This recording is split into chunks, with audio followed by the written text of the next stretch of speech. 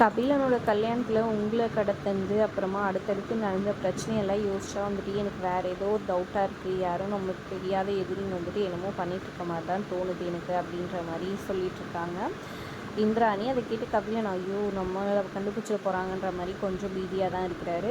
கரெக்டாக இவங்க பேசிகிட்டு இருக்க நேரம் பார்த்து நம்ம ரித்திகா வந்துட்டு எங்கேயும் போயிட்டு வராங்க, ஷாப்பிங் போயிட்டு வந்தேன் அப்படின்னு சொல்லிட்டு உங்கள் எல்லாேருக்கும் வந்துட்டு கிஃப்ட்ஸ் வாங்கிட்டு வந்திருக்கேன்னு எல்லாேருக்கும் ஒன்று ஒன்று கொடுத்துட்ருக்குறாங்க. அப்போ பொன்னிக்கெல்லாம் இல்லையான்னு சொல்லி கேட்க சாரி என்னோடய ஏடிஎம் கார்டில் வந்துட்டு கிரெடிட் முடிஞ்சிச்சு, இல்லைன்னா நான் வாங்கிட்டு வந்திருப்பேன் அப்படின்ற மாதிரி சொல்லிகிட்ருக்காங்க.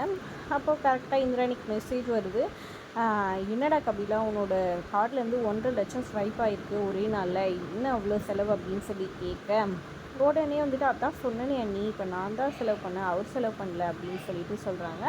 அதை கேட்ட உடனே ரொம்பவே ஷாக் ஆகி போயிடுறாங்க. எதுக்கு இந்த செலவு, தேவையில்லாத செலவெல்லாம் பண்ணிகிட்ருக்க அப்படின்னு சொல்லி கேட்க இப்போ இதில் போய் என்ன இருக்குது, அவர் பண்ணானா நான் பண்ணானே எல்லாம் ஒன்று தானே, இதில் என்ன இருக்குது, எனக்கு ஒன்றும் பிரச்சனையாக தெரியல இது அப்படின்னு சொல்ல, இங்கே பாரு நீ கஷ்டப்பட்டு பண்ணியிருந்தா இந்த கஷ்டம் உனக்கு தெரியும், பணத்தை தனியாக செலவழிக்கக்கூடாது, புதுசாக பணத்தை பார்த்துட்டுனால சொல்ல ஓ அப்போ எங்ககிட்ட பண காசு இல்லைன்னு சொல்லிட்டு இது பண்ணுறீங்களா, ஒரு நிமிஷம் இருங்கன்னு சொல்லிட்டு நீங்கள் செலவு உங்கள் பணத்தை செலவு பண்ணதால் இப்படி சொல்கிறீங்க, இருங்க ஒரு நிமிஷம் அப்படின்னு சொல்லிட்டு உடனே அவங்க அம்மாவுக்கு ஃபோன் பண்ணி எனக்கு 1,50,000 பணம் உடனே வேணும் வாங்கிட்டு வா அப்படின்ற மாதிரி சொல்லிடுறாங்க.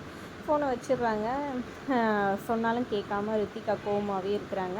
அப்புறம் அவங்க அம்மா கொண்டு வந்து கொடுக்க இருந்தாங்க பிடிங்க நான் செலவு பண்ண பணம், இனிமேல் இது மட்டும் இல்லை எத்தனையோ பணத்தை வந்துட்டு நான் வந்து கொண்டு வந்து கொடுப்பேன், இதை வந்துட்டு எனக்கு ஒன்றும் பெரிய விஷயம் கிடையாது அப்படி இப்படின்னு பேச ஆரம்பிக்கிறாங்க.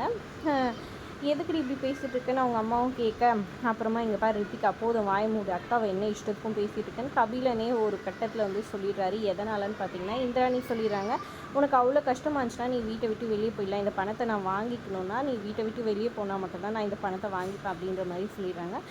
அப்போ நான் போயிடுறேன் அப்படின்ற மாதிரி சொல்ல அவங்க அப்படி போகிறதுனா உன் புருஷனையும் சேர்த்து கூட்டிகிட்டு போ அப்படின்ற மாதிரி சொல்கிறாங்க. அதனால் பயந்துட்டு எங்கே வெளியே போக வச்சுருவாங்களோன்னு பயந்துட்டு கபிலன் வந்து இப்படி சொல்லிடுறாரு, மன்னிப்பு கேளு அக்கா கிட்ட அப்படின்னு கோவமாக சொல்ல. அப்புறம் கொஞ்சம் நேரம் கழித்து ரித்திகாவும் மன்னிப்பு கேட்டுறாங்க, ரூமில் போய் கோவமாக இருக்கிறாங்க. அப்போது கபிலன் போய் சமாதானப்படுத்துகிறாரு, இது எல்லாத்துக்கும் காரணம் சிவா இந்த வீட்டில் இருக்குதான், அவனை தொட்டிடு, அதுக்கப்புறம் மற்ற விஷயத்தை பார்த்துக்கலான்னு சொல்லிட்டு சொல்ல ஓகே நான் அதுக்கான பிளான் பண்ணுறேன், அந்த சிவாவையும் ஐலியும் வீட்டை விட்டு துரத்துறேன்ற மாதிரி ரித்திகா பிளானை போடுறாங்க. இன்னொரு பக்கம் பார்த்திங்கன்னா இங்கே ஐலி தங்கிட்ட வந்துட்டு இன்றைக்கெல்லாம் பேசக்கூடாதுன்ற மாதிரி டீல் போட்டிருந்தார் இல்லையா சிவா, அதுக்கேற்ற மாதிரி போயிட்டு கிச்சனில் இருக்க டப்பாவெல்லாம் வந்துட்டு நல்லா டைட்டாக முடி வச்சுட்டு திறக்கிறதுக்காக எப்படியும் ஐலி நம்மளை கூப்பிடுவான்னு யோசிச்சுட்டு இருக்காங்க. அதே மாதிரி சாப்பிட்றதுக்கும் கூப்பிடுவாங்க அப்படின்ற மாதிரி நினச்சிட்டு இருக்காங்க. ஆனால் சாப்பிட்றதுக்கு அவங்க வரல, குட்டி பாப்பா பாவை வந்துட்டு சாப்பிட்றதுக்கு அவங்கள கம்பல் பண்ணி கூட்டிகிட்டு போகிறாங்க.